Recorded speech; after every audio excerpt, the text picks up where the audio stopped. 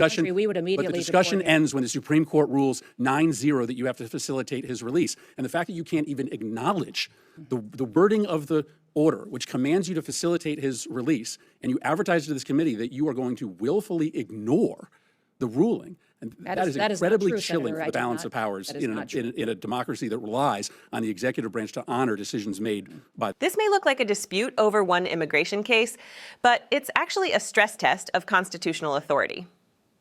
What's really being tested here is whether the executive branch can decide which court orders matter and which ones don't. This raises broader questions about how power operates when political pressure collides with legal obligation. In this video, we'll break down how a single deportation case became a showdown over the rule of law itself. Into that. Thank you. Thank you. Vice Chair Murphy. Thank you very much. Madam Secretary, AI is an enormous growing industry critical to the future economic health of the country. We have had the benefit over the years of the top talent in AI, researchers, students coming to the United States to help us grow that industry. But for the first time in the last 15 years, there are more top talented individuals and workers in AI leaving the country than coming here. And the reason is pretty simple. People who are coming here to work from overseas through the visa program are very uncertain about what their rights are. And that is because of the actions this administration has taken. So I think it's important to get on the record for those individuals who are here currently and those thinking of coming to the United States to work or to study to understand what their rights are. So let me ask you a series of pretty simple questions. Probably the key of right amongst the 5 freedoms is the right to free speech, the right to express your own personal opinion about politics, culture, the economy. Do you believe that you have the right to detain or deport a U.S. citizen for simply expressing their political opinion, a U.S. citizen? No. No. Do you believe that you have the right to detain or deport a legal permanent resident for expressing their political opinion? I don't make decisions on legal status here in the United States. The Department of State does that. And I would say that as they've gone through an evaluation of who gets a visa, who gets legal status, green cards, they've been evaluating and discussing how that applies. Well, I acknowledge that you don't. I acknowledge you don't make. Right. But if someone is a legal permanent resident of the United States, I'm not talking about an H-1B or a student visa holder. I'm talking about a legal permanent resident. If you are a legal permanent resident, do you have the right to detain or deport that person simply for expressing their political opinion? The Department of State makes those decisions. No, and the they Department don't. of Homeland Security. You make that decision about who you have the right to detain or deport. So you are involved in that. Do you believe the United States, do you believe the law allows? The Department of Homeland Security under the Trump administration is enforcing the law, following the constitutional rights of folks who are here as citizens, those who are here legally, and those who are here illegally. So a legal permanent resident is by definition here legally. Do you believe, I mean, I think this is really troubling if you can't answer this simple question. Do you believe that the U.S. government can detain and deport a legal permanent resident for expressing a political opinion that the administration disagrees with? The determination you're asking for is based on things that you are determining that the Secretary of State has considered and evaluated. We don't evaluate that, the administration, along with a partnership with the Department of State, on what is political speech and what's an affiliation with a foreign terrorist organization. Do you believe? That's the difference between the two that you're asking. That you can detain and deport a legal permanent resident for expressing a political opinion? We have not detained or we have not deported anybody who's a legal permanent resident or a citizen of the United States. Then say you don't have the ability to do that. We have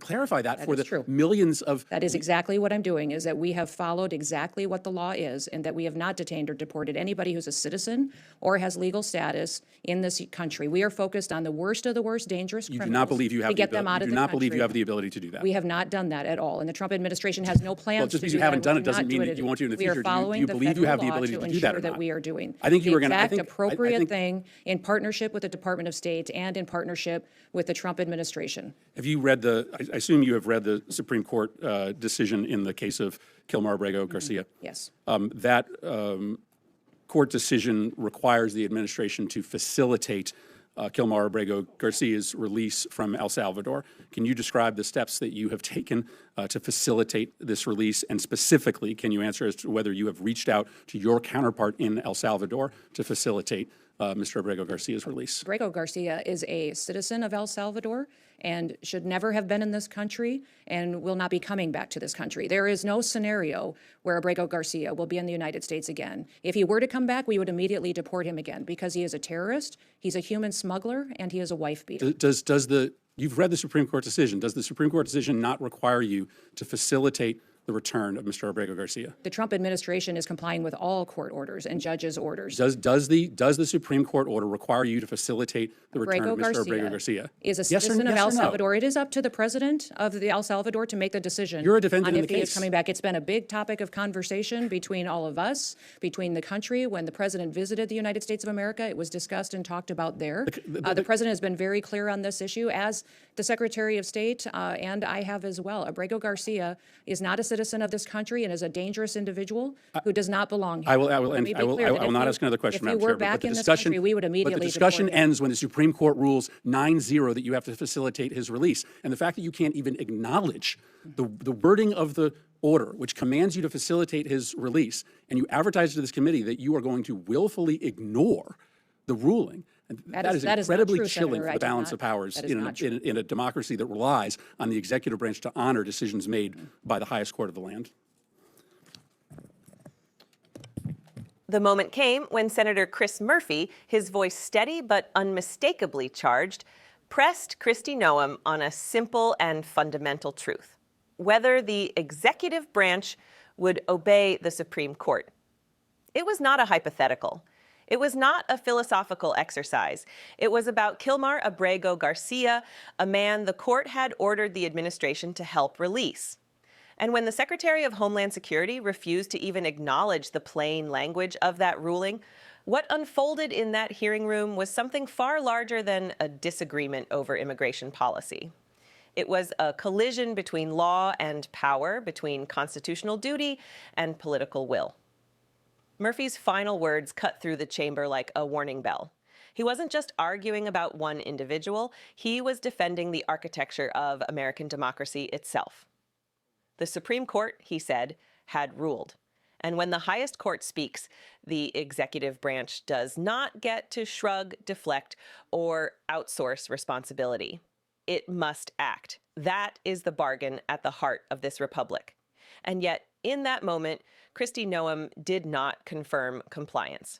She did not outline steps taken. She did not even concede the court's authority over the matter. Instead, she pivoted. She redefined. She dismissed. What we witnessed was not confusion. It was something more unsettling, a deliberate narrowing of accountability. Murphy had asked whether the government has the right to detain or remove a legal permanent resident for expressing a political opinion. It is a question that goes to the core of free speech. And it should have been easy to answer. But instead of clarity, the room filled with ambiguity. The Secretary referred repeatedly to the State Department, to interagency partnerships, to evaluations, to processes. Yet the law is not abstract. It is not theoretical. It exists to draw lines. And when those lines blur, power begins to move without restraint. Then came the Supreme Court, the Kilmar Abrego Garcia case. The ruling was explicit. The administration must facilitate his release. That word, facilitate, was not accidental. It was chosen carefully, deliberately, by the highest court in the nation. It means act. It means cooperate. It means do what is necessary to carry out the decision of the judiciary. But in response, the Secretary offered something else entirely, a narrative of inevitability. Garcia, she said, would never return, not under any circumstances. The court, she implied, could say what it wanted. But the outcome was already decided. That is the chilling truth Murphy warned about. When an executive official tells Congress that a Supreme Court order will be ignored in practice, even if not in words, it shakes the foundation of the system. Because democracy is not built on trust alone. It is built on enforcement, on each branch honoring the limits placed upon it. The courts do not have armies. They have authority. And that authority only matters if those in power choose to respect it. This was not a partisan clash. It was not even primarily about immigration. It was about whether the law still means what it says when it becomes inconvenient. Kristi Noem argued that Garcia was not a citizen, that he did not belong here, that he was dangerous. But the Supreme Court did not rule on his character. It ruled on the process, on the legality of what had been done. And that distinction is everything. In a system governed by law, no individual and no administration gets to decide on its own which court rulings count and which ones can be brushed aside. Murphy understood that. That is why his frustration grew sharper with every evasion. He was not trying to score points. He was trying to force the truth into the open. Do you, he asked, believe the government has the authority to silence or remove people simply for what they believe? Do you accept that the courts have the final word? Do you recognize that constitutional rights do not vanish when someone is unpopular? And when those answers did not come, what we saw was not weakness, it was defiance. History has taught us that democracies rarely collapse in a single moment. They erode slowly, through exceptions, through justifications, through leaders who insist they are following the law while quietly hollowing it out. Today it is one case, one ruling, one individual. Tomorrow it is another. And if no one stands up when the first line is crossed, there is no telling where the last one will be.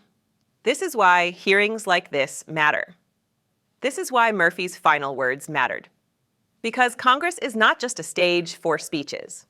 It is one of the last places where power is forced to answer to the public, where officials are made to say out loud what they believe the law allows them to do. And when those answers reveal a willingness to sidestep the courts, the alarm must be sounded. The Constitution does not enforce itself. It relies on people, senators, judges, citizens who are willing to defend it even when it is inconvenient, even when it is uncomfortable, even when the political winds blow the other way. What happened in that room was a warning, a reminder that the balance of powers is not guaranteed. It is maintained every day by those who refuse to let silence replace accountability. And now that responsibility falls to all of us. Because when the highest court speaks and the executive branch hesitates, democracy itself is on the line. Subscribe to Liberty Report USA. Support our work to expose the truth.